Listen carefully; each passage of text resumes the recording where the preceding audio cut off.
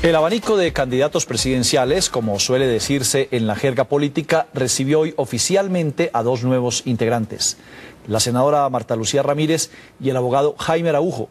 Este último, uno de los más polémicos magistrados que hayan pasado por la Corte Constitucional, se caracterizó durante los 8 años de su labor por hablar de frente y muchas veces en oposición a sus propios colegas.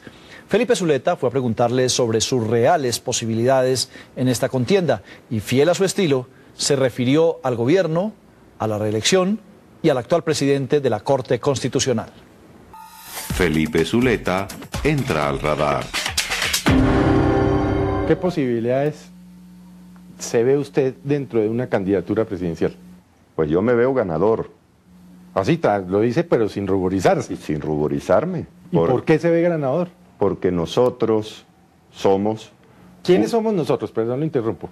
Nosotros somos un grupo de colombianos inconformes, ¿sí?, que consideramos que debemos tener una sociedad mejor, que hay muchos problemas en nuestra sociedad que tenemos que solucionar, problemas como salud, como educación, como el desempleo que nos está golpeando ya, como la miseria, la pobreza, como la falta de oportunidades para los jóvenes, igualdades para las mujeres. Entonces, todo ese grupo que yo estoy haciendo las veces de portavoz de ellos, lógicamente, detrás de nosotros se encuentran muchas personas a quienes se les han violado los derechos. ¿Qué le hace pensar a usted que el presidente Uribe reelecto no va a solucionar esos problemas que usted acaba de mencionar? Pobreza, desempleo, miseria, salud, educación.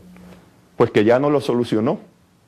Si ha tenido 7 años y en 7 años no los ha solucionado, pues hay que darle las oportunidades a otras personas para que efectivamente puedan solucionar los problemas a los cuales no se les ha puesto atención. Seguridad democrática. Yo tengo un concepto distinto. Nosotros hablamos de una seguridad popular integral, entendida como qué. Que es que la seguridad democrática se ha reducido única y exclusivamente a la lucha contra la FARC. Nosotros consideramos que el Estado tiene que someter a los violentos, pero no solamente a los violentos de izquierda, tiene que someter también a los violentos de derecha, pero entonces usted a los paramilitares. Está diciendo que el proceso de desmovilización y la ley de reparación y justicia del presidente Uribe, eso no sirvió, es lo que me está diciendo. Pues yo creo que hay que someter a todos, incluida la delincuencia común. Pero además usted tiene que tener la seguridad en el trabajo. Hoy en día los colombianos no tienen seguridad de que van a tener un trabajo, y los que lo tienen no saben si lo pierden mañana. Usted no tiene la certeza de si sus hijos se van a educar mañana o no se van a educar mañana. No tenemos la seguridad de que si nos enfermamos tenemos un médico que nos atienda. Entonces, para nosotros el concepto de seguridad es mucho más que la lucha contra la subversión. Usted fue uno de los magistrados que se opuso a la reelección y lo hizo, por supuesto, como le correspondía, mediante providencia. ¿Cómo ve usted la democracia colombiana hoy en día? La veo grave en la medida en que, en vez de avanzar en la profundización del Estado social y democrático de derecho, estamos retrocediendo. Ejemplos. Ejemplos de muy retrocesos. Claros. Ejemplos muy claros. Lo que está pasando con el DAS. Esa es la falta del derecho a la intimidad de las personas. Ejemplos también, la falta de independencia de los organismos de control del Estado. ¿Se refiere usted a quién? ¿Procuraduría? Procuraduría, la propia Contraloría General de la Nación, la rama judicial. A usted ha habido el ataque que ha habido contra la rama judicial. Y si a eso le agregamos que la Fiscalía, que es la mitad de la rama, surge de una terna del presidente, eso lo que quiere decir es que nuestra justicia está en una situación difícil. ¿No teme usted que el gobierno lo estigmatice como ha estigmatizado sistemáticamente a quienes se oponen? Yo no creo que me estigmaticen en la medida en que nosotros vamos a defender los derechos de los ciudadanos y vamos a defender la verdad. Yo creo pero el gobierno dice hacer eso, defender la verdad, defender los derechos. Sí, pero una cosa es lo que uno dice y otra cosa es lo que uno hace. Usted puede decir que defiende los derechos y después que ordena en un consejo comunal detener a un ciudadano, usted no está defendiendo los derechos. Usted puede decir que defiende la vida y cuando en un consejo comunal usted dice bombardeen o dice mátenlos por cuenta mía, usted no está respetando el derecho a la vida. Araujo, el presidente tiene una popularidad del 65, 64, bueno, le ha bajado, le sube, pero es sumamente alta. ¿Por qué? Entonces, ¿a los colombianos les gusta ese estilo? ¿O cómo interpreta usted eso? Sí, yo lo interpreto como lo interpretaba, por ejemplo, Bertrand Russell. Russell, el gran filósofo inglés, decía, el hecho de que 5 millones de personas crean sobre algo no necesariamente implica que eso sea verdad. Usted recuerda que la multitud pidió la condena de Jesucristo y sin embargo no tenía la razón.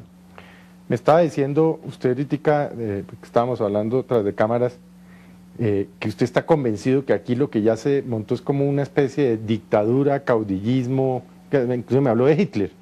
¿Usted cree que el país ya llegó a este estado y no nos dimos cuenta? Vamos hacia un estado autoritario. ¿Por qué? Porque lo que la gente no sabe es que Hitler y Mussolini no comenzaron de una vez siendo totalitarios, comenzaron con una medida contra los derechos, a veces era contra el ciudadano, la aprehensión del ciudadano que no había hecho nada, el combate contra los enemigos por la única razón de que pensaban distinto, se les tachaba de enemigos de la raza, hoy en día se diría terroristas, ¿sí?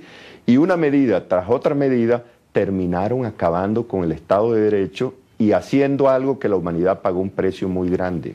Unas preguntas que por supuesto me toca hacerle sobre el presidente de la Corte Constitucional, el doctor Nilson Pinilla, públicamente ha dicho que los exmagistrados de la Corte Constitucional utilizan el puesto para salir a hacer política.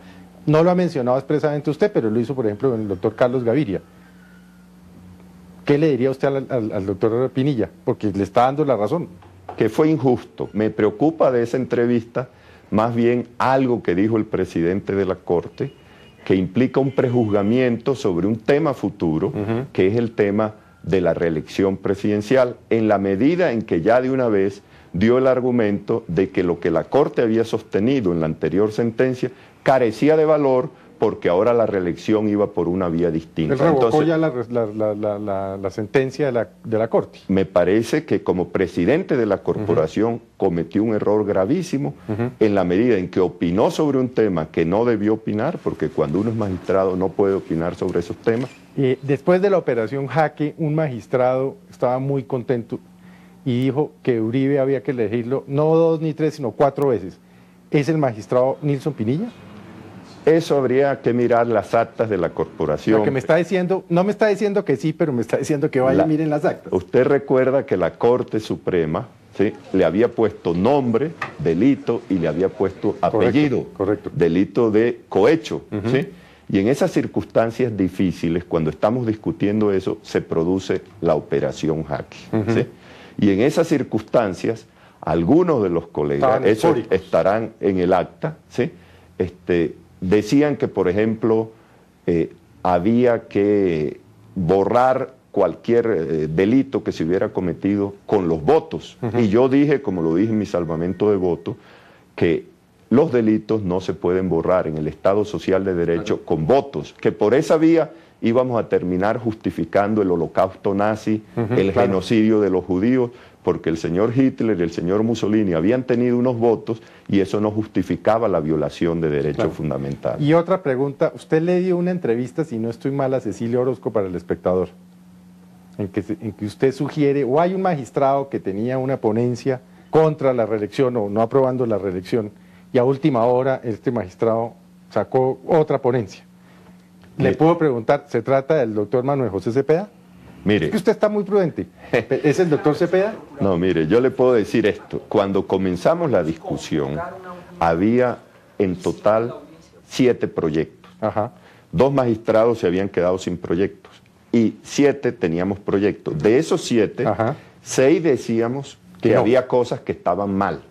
De esos 6, 3 decíamos que todo estaba mal. Otro colega escribió muchas páginas, cerca de 500 páginas, diciendo que las cosas estaban mal y que había que devolverlo al Congreso. Yo le hago la pregunta de otra manera. ¿Ese colega tenía a su papá como embajador nombrado en Francia unos meses anteriores?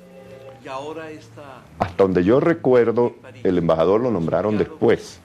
Lo nombraron después de la reelección. Claro. ¿Sí?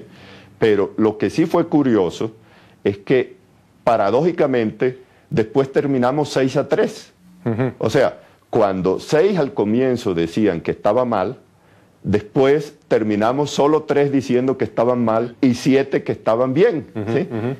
Y por eso yo he propuesto las sesiones públicas. Yo creo que los ciudadanos en Colombia merecen saber qué hacen sus jueces y cuáles son las razones que lo llevan a cambiar el voto. Pues lo vengo a visitar dentro de un par de meses, a ver cómo va su candidatura y si ha progresado. Y por supuesto, pues muchas gracias por haber estado con nosotros en el radar. Gracias a usted, Felipe. Bueno, Araujo, una voz para tener en cuenta, para avivar este debate.